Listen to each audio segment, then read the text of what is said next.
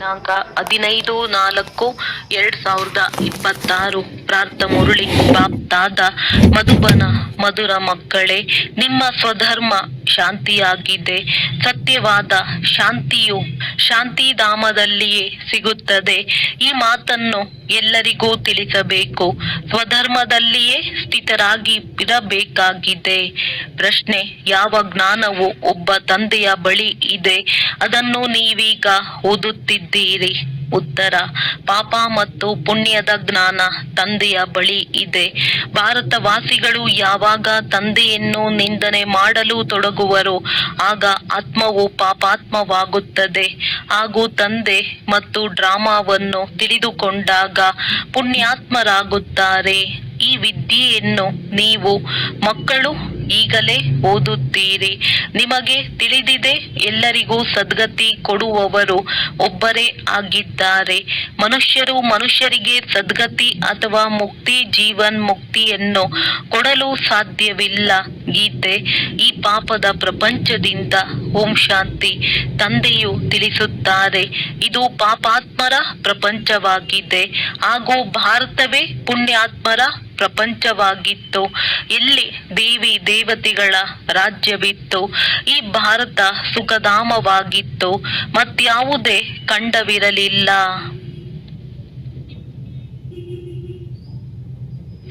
ಒಂದೇ ಭಾರತವಿತ್ತು.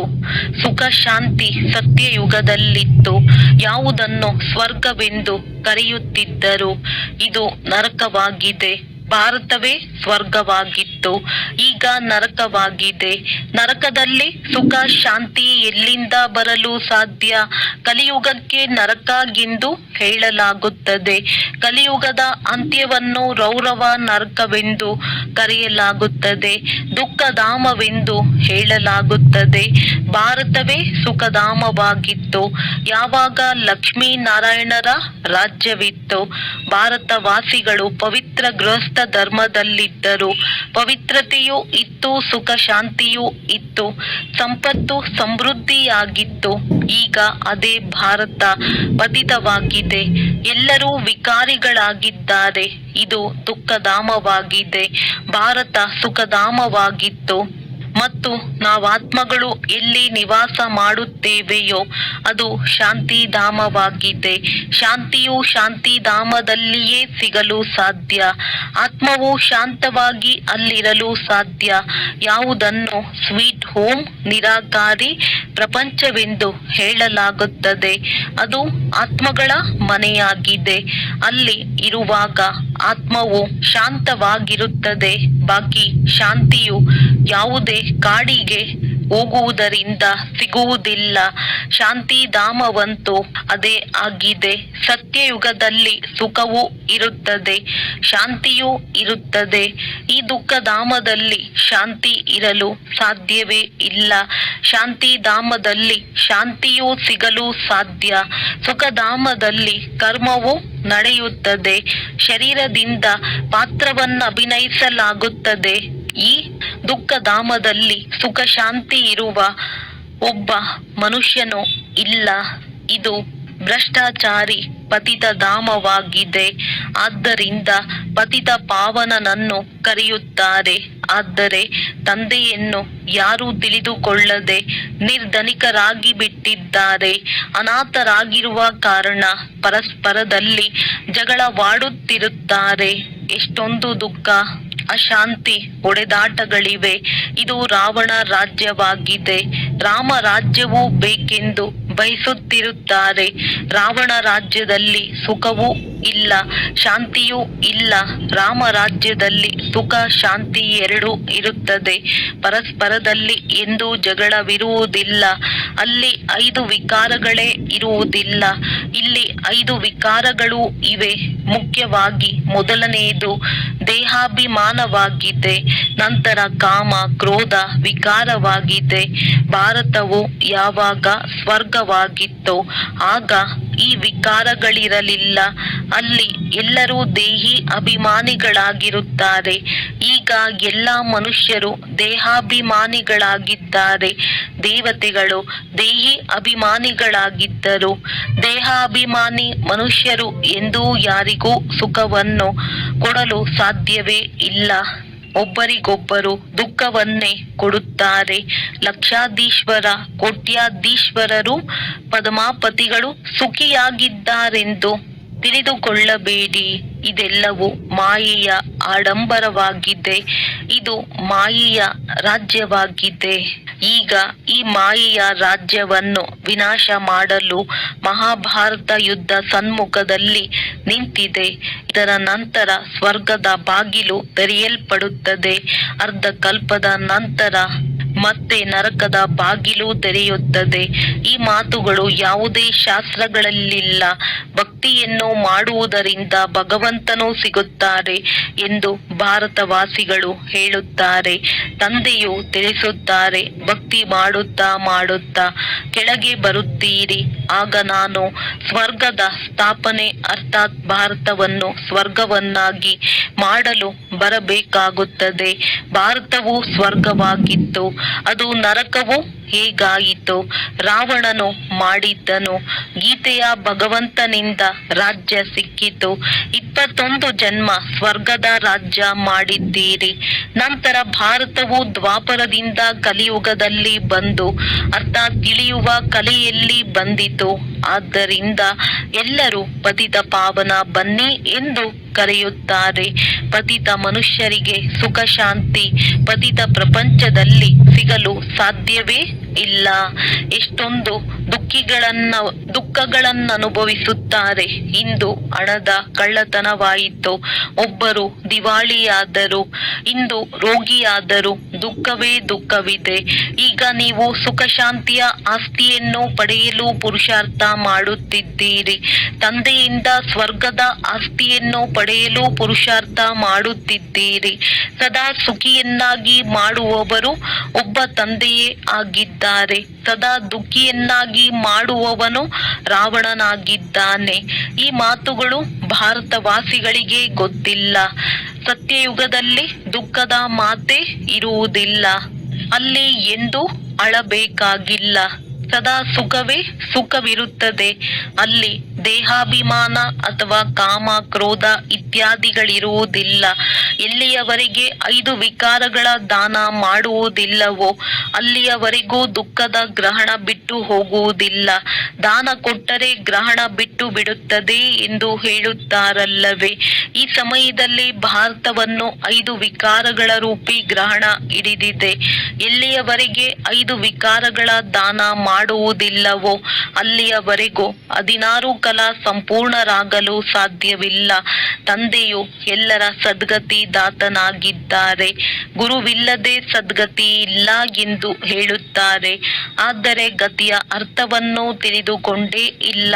ಮನುಷ್ಯರ ಗತಿ ಸದ್ಗತಿ ಎಂದರೆ ಮುಕ್ತಿ, ಜೀವನ್ ಮುಕ್ತಿ. ಯಾವುದನ್ನು ತಂದೆಯೇ ಕೊಡಲು ಸಾಧ್ಯ.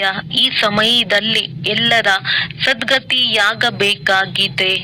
ದೆಹಲಿಯನ್ನು ಹೊಸ ದೆಹಲಿ, ಹಳೆಯ ದೆಹಲಿ ಎಂದು ಹೇಳುತ್ತಾರೆ. ಆದರೆ ಅದು ಹೊಸದಲ್ಲ. ಹೊಸ ಪ್ರಪಂಚದಲ್ಲಿ ಹೊಸ ದೆಹಲಿ ಇರುತ್ತದೆ. ಹಳೆಯ ಪ್ರಪಂಚದಲ್ಲಿ ಹಳೆಯ ದೆಹಲಿ ಇದೆ. ಅವಶ್ಯವಾಗಿ ಜಮುನಾ ತೀರವಿತ್ತು. ದೆಹಲಿ ಪರಿಸ್ಥಾನವಾಗಿತ್ತು. ಸತ್ಯಯುಗವಾಗಿತ್ತಲ್ಲವೇ? ದೇವಿ ದೇವತೆಗಳು ರಾಜ್ಯಭಾರ ಮಾಡುತ್ತಿದ್ದರು. ಈಗಂತೂ ಹಳೆಯ ಪ್ರಪಂಚ ಹಳೆಯ ದೆಹಲಿಯಾಗಿದೆ. ಹೊಸ ದೆಹಲಿಯಲ್ಲಿ ಈ ಲಕ್ಷ್ಮೀ ನಾರಾಯಣರ ರಾಜ್ಯವಿತ್ತು. ಭಾರತವಾಸಿಗಳು ಇದನ್ನು ಮರೆತು ಹೋಗಿದ್ದಾರೆ. ಹೊಸ ಭಾರತ, ಹೊಸ ದೆಹಲಿ ಇತ್ತು. ಅವರ ರಾಜ್ಯವಿತ್ತು. ಬೇರೆ ಯಾವುದೇ ಖಂಡವಿರಲಿಲ್ಲ. ಇದು ಯಾರಿಗೂ ತಿಳಿದಿಲ್ಲ. ಇದನ್ನು ಸರ್ಕಾರದವರು ಓದಿಸುವುದಿಲ್ಲ.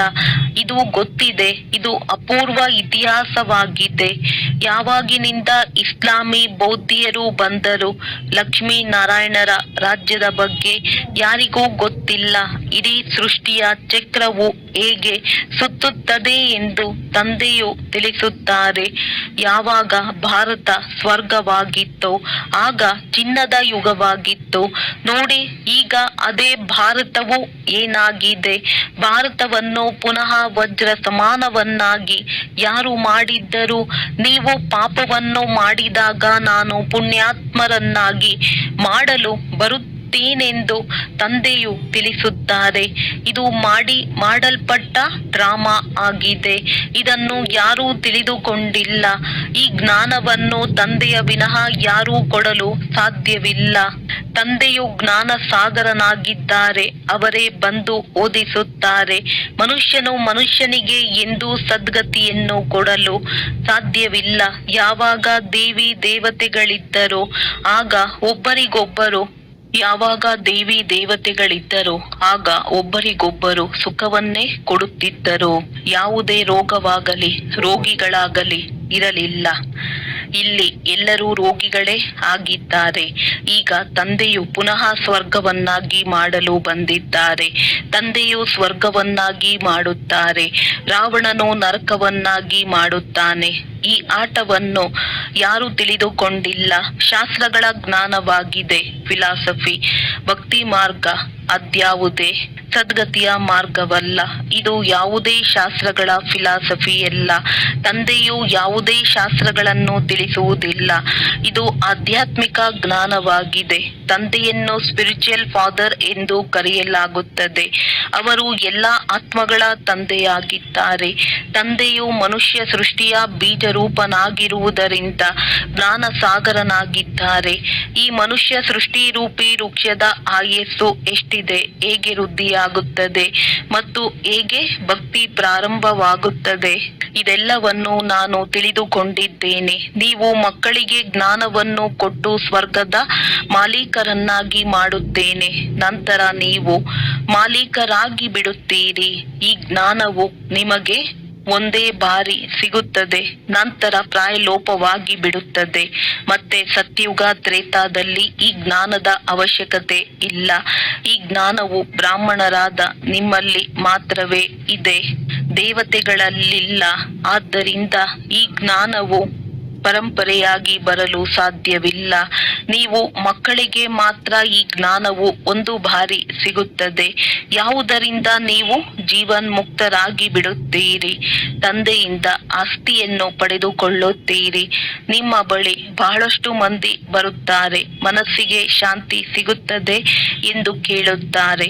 ಆದರೆ ಹೀಗೆ ಹೇಳುವುದು ತಪ್ಪಾಗಿದೆ. ಹೇಗೆ ಶರೀರದ ಅಂಗಗಳಿವೆಯೋ ಅದೇ ರೀತಿ ಮನಸ್ಸು ಬುದ್ಧಿ ಆತ್ಮದ ಅಂಗಗಳಾಗಿವೆ.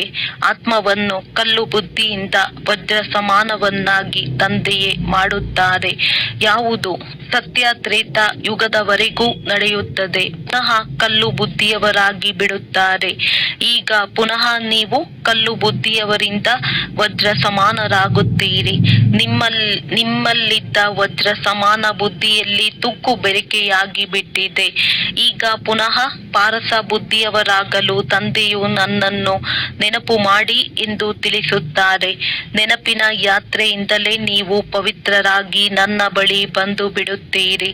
ಬಾಕಿ ಮನಸ್ಸಿನ ಶಾಂತಿಯು ಹೇಗೆ ಸಿಗುತ್ತದೆ ಎಂದು ಕೇಳುವವರಿಗೆ ತಿಳಿಸಿ. ಇಲ್ಲಿ ಶಾಂತಿಯು ಹೇಗೆ ಸಿಗುತ್ತದೆ ಎಂದು. ಇದು ದುಃಖಧಾಮವಾಗಿದೆ, ಏಕೆಂದರೆ ಇಲ್ಲಿ ವಿಕಾರಗಳ ಪ್ರವೇಶತೆ ಇದೆ. ಬೇಹದ್ದಿನ ತಂದೆಯಿಂದಲೇ ಈ ಆಸ್ತಿಯು ಸಿಗಲು ಸಾಧ್ಯ. ನಂತರ ರಾವಣನ ಮೇಲೆ ಸೇರುವುದರಿಂದ ಪತಿತರಾಗುತ್ತೀರಿ. ಪುನಃ ತಂದೆಯ ಮೂಲಕ ಪಾವನರಾಗಲು 1 ಸೆಕೆಂಡ್ ಹಿಡಿಸುತ್ತದೆ. ಈಗ ನೀವು ತಂದೆಯಿಂದ ಜೀವನ್ಮುಕ್ತಿಯ ಆಸ್ತಿಯನ್ನು ಪಡೆಯಲು ಬಂದಿದ್ದೀರಿ. ತಂದೆಯು ಜೀವನ್ಮುಕ್ತಿಯ ಆಸ್ತಿಯನ್ನು ಕೊಡುತ್ತಾರೆ ಮತ್ತು ರಾವಣನು ಜೀವನ ಬಂಧನದ ಶಾಪ ಕೊಡುತ್ತಾನೆ.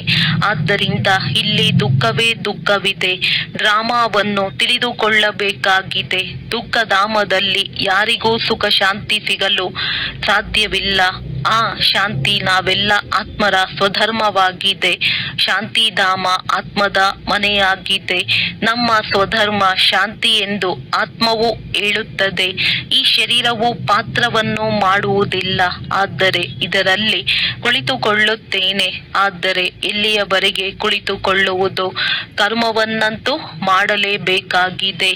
ಎಲ್ಲಿಯವರೆಗೆ ಮನುಷ್ಯನು ಡ್ರಾಮಾವನ್ನು ತಿಳಿದುಕೊಳ್ಳುವುದಿಲ್ಲವೋ ಅಲ್ಲಿಯವರೆಗೂ ದುಃಖಿಯಾಗಿಯೇ ಇರುತ್ತಾನೆ. ನಾನಂತೂ ಬಡವರ ಬಂಧುವಾಗಿದ್ದೇನೆಂದು ತಂದೆಯು ತಿಳಿಸುತ್ತಾರೆ.